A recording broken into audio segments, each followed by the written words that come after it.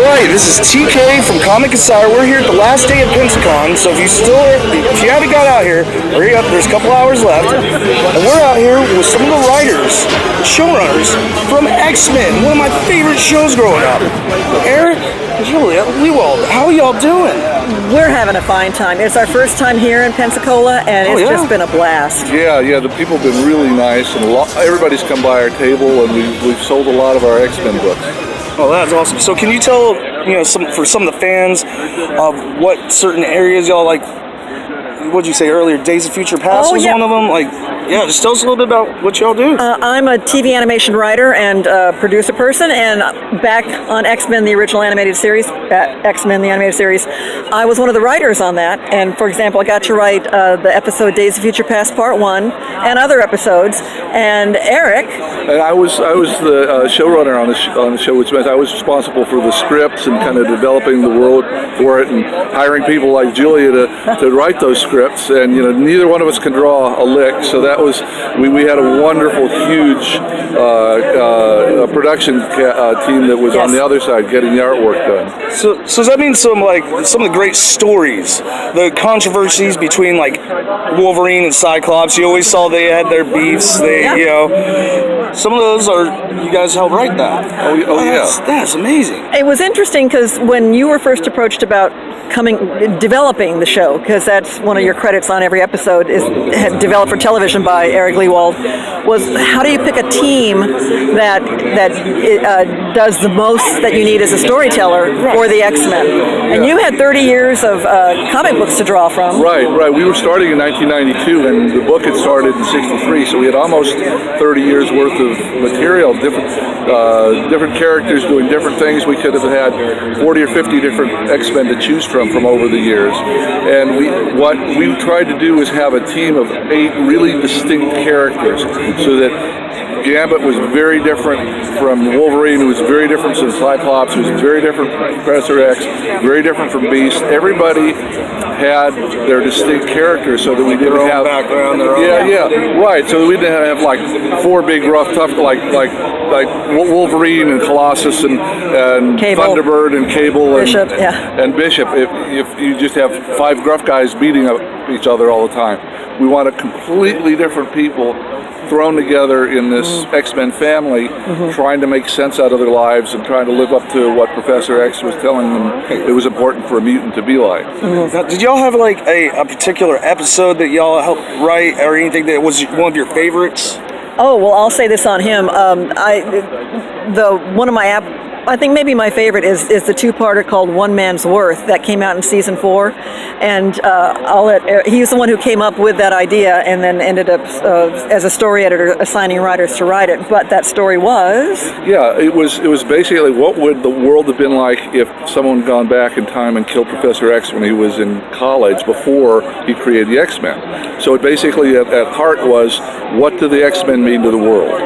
And so we have some bad guys going back in time doing that, and suddenly you have a future that is miserable and war-torn, and you run into Wolverine and Storm, but they're not Wolverine and Storm. They're a married couple, and they don't know what the heck the X-Men are, because there have never been any X-Men. Like almost like an alternate time. An alternate timeline, exactly. So some people, other group come through and say, if you can go back in time and save this college kid, you will end up being part of the X-Men, and you will save the world. And so it made for a very fun, complicated story. But the best part for us is that the heart and soul of it was, this is what the X-Men mean to people, and that at the heart of it, what would life have been like without this one person, one man's worth, Professor X? And we took that. There were a couple things.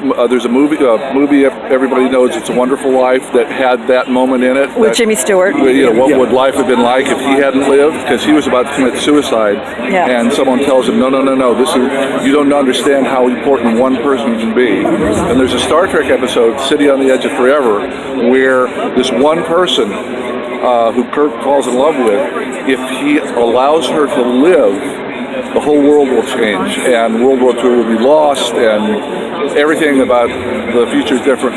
and he's shown this by kind of an oracle, saying you have to let this person die, because if you don't, the entire world will change. The one life can't be over the value of millions to billions. And then in One Man's Worth, to me, the amazing moment was the realization that in this alternate universe, Wolverine and Storm were the perfect couple. They were ideal to be together, but they had to give that up to go back and save the world, and them giving up their love. It's like, oh my God, that was a pretty good episode. It was kind of really sad at the end, though, when they had to split. Yes. That's what I love about X-Men. It wasn't all about the superpowers, just the things that defined us as people.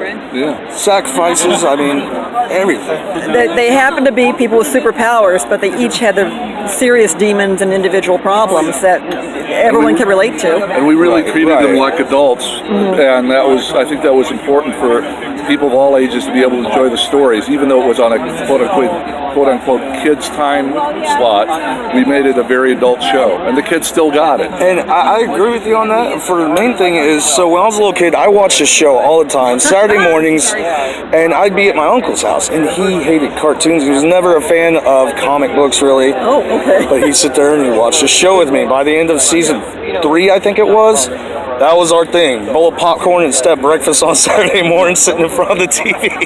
That is the best. I love hearing that. It makes me so happy to hear that. And generationally, we're seeing families come through here. Oh, I watched that with my family, and now I'm watching it with my kids. I love hearing that. And that kind of changed it, because he actually, since then, when they made all the live-action X-Men movies, he's gone to every single one to see it. I say this to anyone who listens, that I think X-Men the Animated Series was the bridge between the comic book world and this billion-dollar film franchise. That would not have happened if we didn't have the show. Yeah, it wouldn't have probably happened, at least not the way it is now. Right.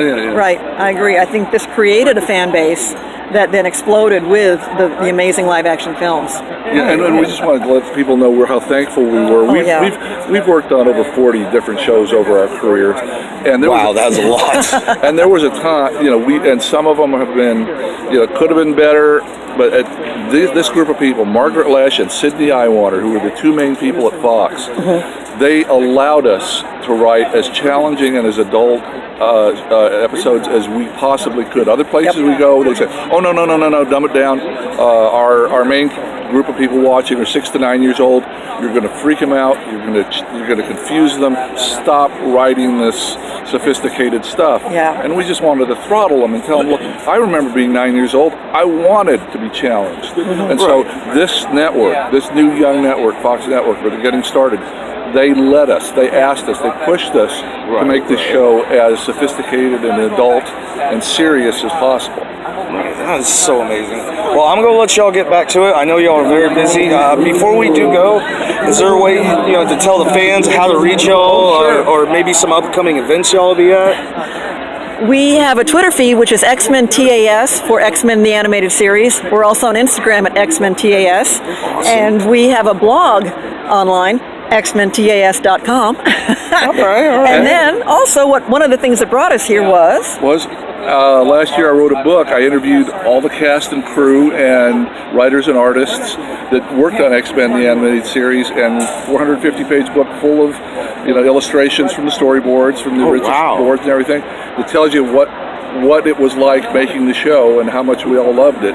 So there's that, and we will be at a couple cons. We'll be at Hill Country Con in New Braunfels, Texas, coming up in March. Okay. In mid-March. And then in late March there's a con near Chattanooga, Metropolitan. Yeah. Like Metropolis and Gotham. I was actually going to that one, so I'll see y'all there. Yeah, so we're going to be there.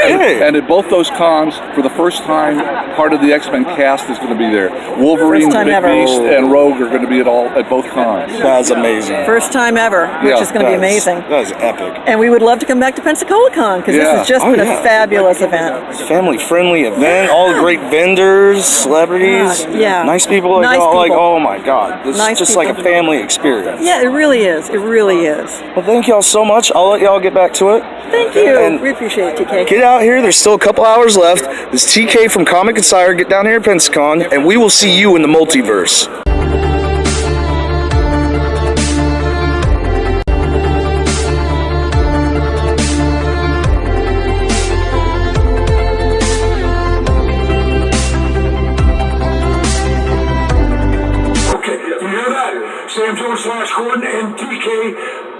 comic insider. You better be watching it. Yes, I will. Yeah, I mean, I will hunt you down and find you. I'm trained, you know. You better be watching. All right.